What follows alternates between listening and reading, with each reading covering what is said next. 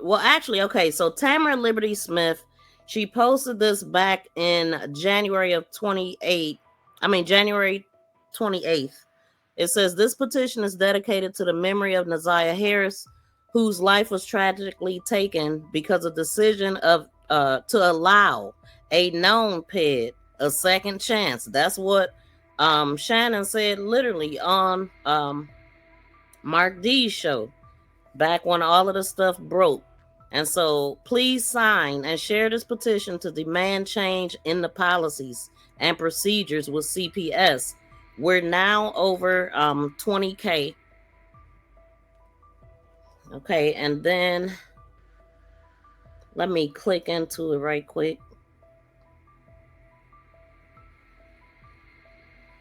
As a matter of fact, I'm going to drop it while I have it put up. Let me go over here.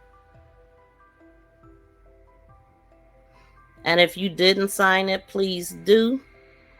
And what it says, the issue. So the undersigned called upon CPS to enforce stricter measures to prevent, I guess I can't talk today, individuals who have violated CPS rules regarding known pets from maintaining custody or contact with their children. This petition is dedicated to the memory of ZIYAH Harris, whose life was tragically taken because of a decision to allow a known pet a second chance. So, dear CPS, the safety and well-being of our children must be our utmost policy or priority. Recent events have highlighted a critical gap in the enforcement of child protective services rules, allowing children to remain in an environment where their safety is compromised by known violators of their rules. ZIYAH Harris's tragic passing underscores the need for immediate action. Her life was cut short because a known ped was allowed to have contact with her, despite existing CPS guidelines intended to prevent such scenarios. So, key word, existing CPS policies is already a policy. Okay, and it says ZIYAH Harris' tragic passing underscores the need for immediate action. Her life was cut short because of a known ped who allowed to have contact despite the existing CPS guidelines intended to prevent such scenarios. We believe that this tragedy could have been avoided with stricter enforcement and oversight. We urge CPS to 1. Review and strengthen policies, reevaluate current policies related to the custody and care of the children who may be exposed to known peds, ensuring that these policies are robust and comprehensive. 2. Enhancement, monitoring, and compliance. Enhance monitoring and compliance, increasing monitoring and enforcement efforts to ensure compliance with CPS rules, particularly in cases where a child's safety may be at risk. 3. Implement mandatory reporting and accountability measures. Establish mandatory reporting and accountability protocols for caregivers and guardians who knowingly place children in unsafe environments, aka shop, Jarvis sneaking in the basement, them allowing it. Shannon clearly saying, oh, if the society can give them another chance, so can I. CPS reports in 2022, and you continue to send her there. Them. It's crazy. They definitely should have already been locked up. 4. Provide better support and enforcement. Offer more support and resources for families and caregivers to make informed decisions that prioritize the safety of children. By signing this petition, we hope to bring about meaningful change that will protect children, prevent future tragedies. Let us work together to honor the memory of ZIYAH Harris by ensuring that every child has the safe and nurturing environment they deserve. Thank you for your attention to this urgent matter. Tamara Liberty Smith. And let me see. Let's see.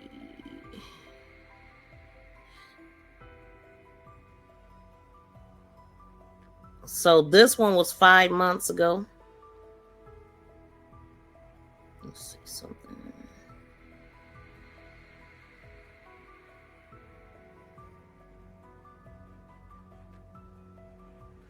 And it looked like wait a minute. Yeah, it says Tamari started this 5 months ago. What is this one?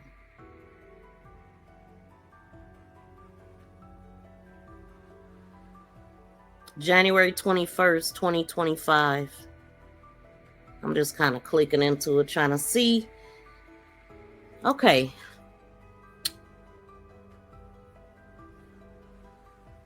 Y'all, please smack the thumbs up if you hadn't got a chance to. Shout out to Virtuous and Vanjie.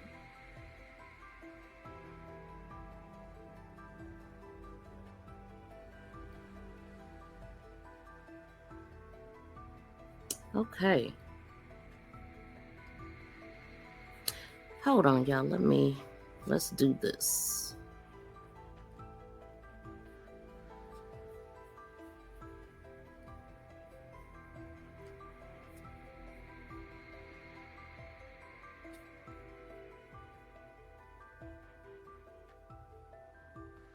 The 13-year-old ZIYAH Harris, a secluded update on a missing persons case that we've been following for nearly 2 months. Today, rescue crews search for 13-year-old ZIYAH Harris at a secluded pond in Clinton Township.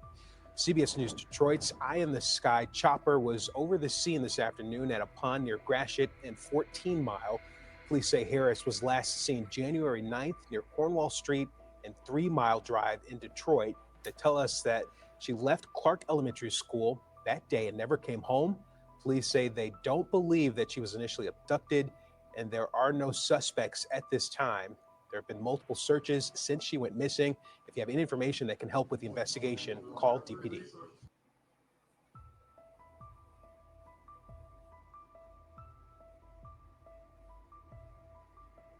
Developing tonight at 6, the Wayne County Prosecutor's Office is charging a Detroit man with murder and sexual assault in connection to the case of ZIYAH Harris.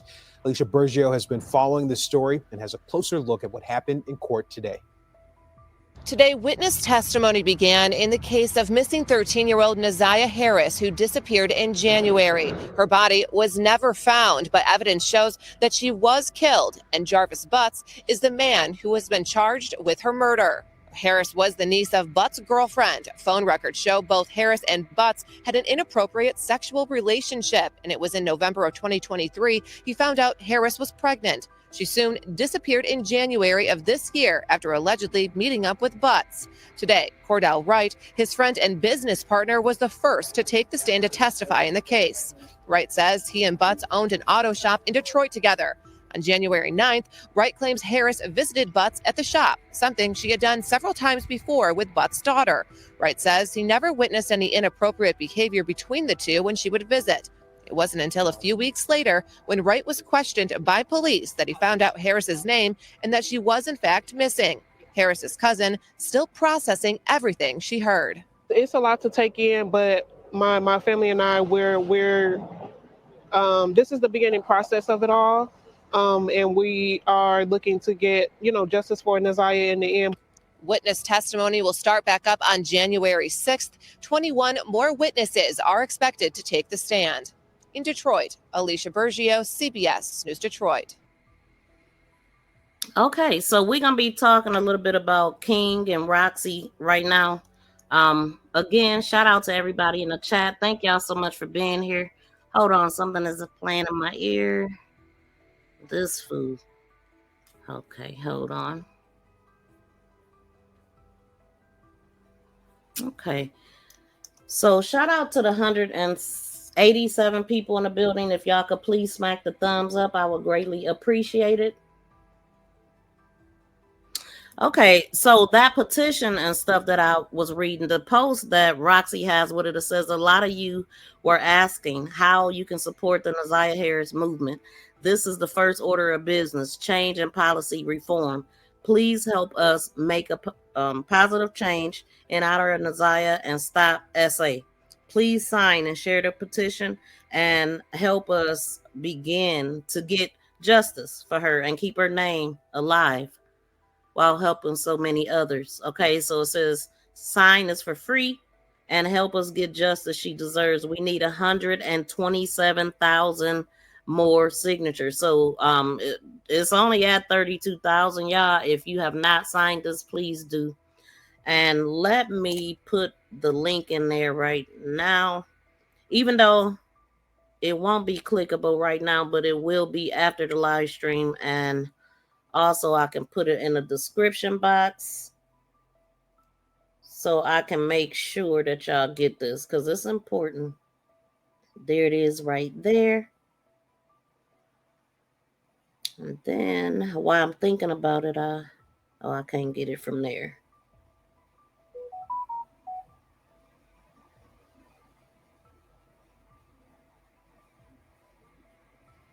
Okay, let's go here.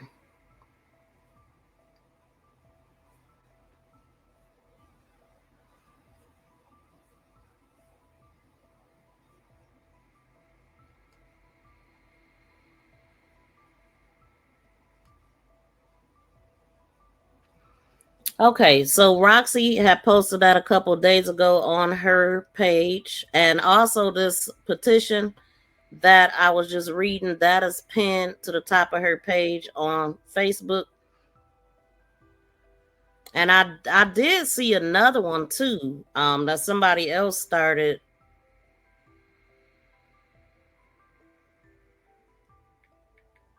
But we gonna go with the one that Tamara Liberty Smith set up. One of the things that I seen right here, this was something that I found on her page or somewhere on social media. Let me move these banners right quick. So I think this is the Jaquar.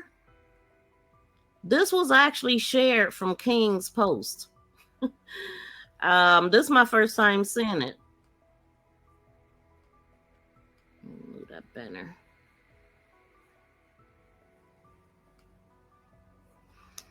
So it was shared by Roxy from King, and he actually posted this on January 9th, 2024, the exact same day that ZIYAH went missing.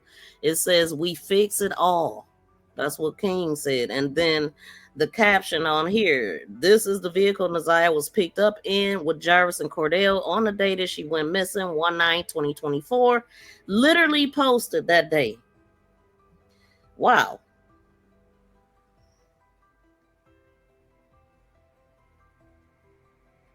Hold on, y'all. We being a little bit nosy right now. See what people are saying about this.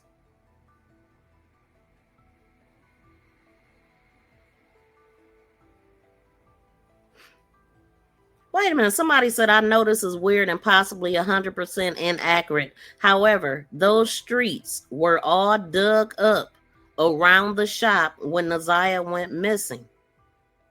Cadaver dogs need to go down block by block to make sure she was not buried under one of those streets." For real? What? But they start out saying, "I know this is weird and possibly 100% inaccurate. However, those streets were all dug up." Somebody need to research that live there. Like, what? Who dug them up and why? I'm assuming that the city would have dug them up. Hold on. Let's see.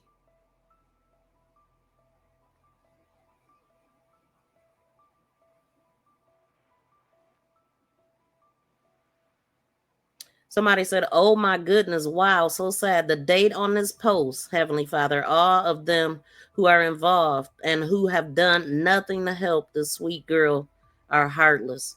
So one of the things I was wondering, like, I remember hearing that they go in through the store to get to the shop. We do know that before they moved to the shop on Connor, they were at Warren and Neff. That shop, let me see something right quick.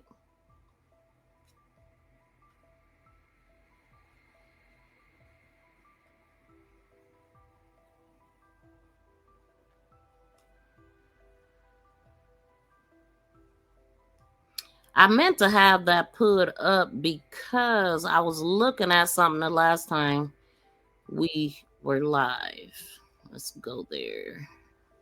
Wait.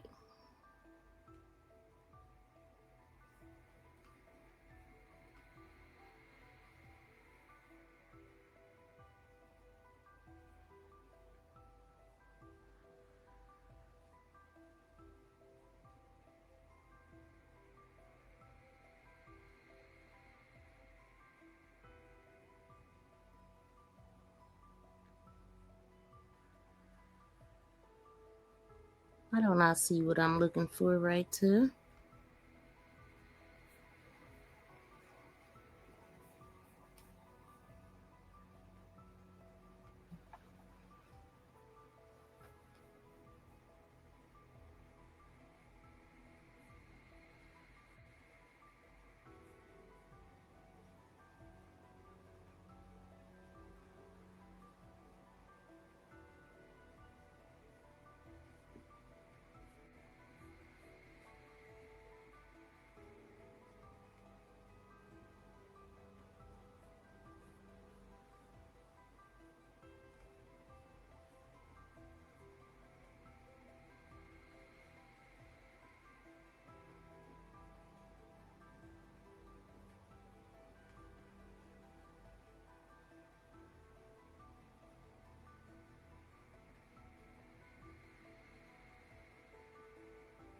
Hold on, y'all.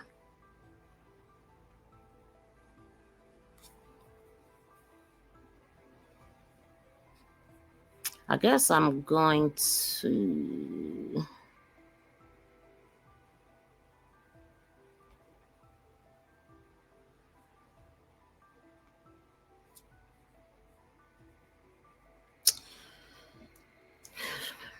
Hold on, let me do something right quick.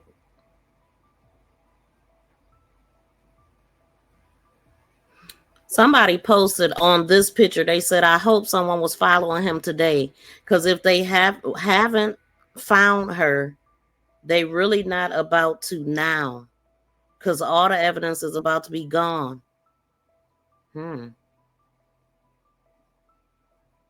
That's something, y'all. I never knew that this vehicle got posted.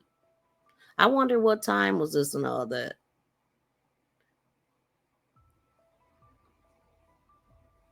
So one of the things I was looking at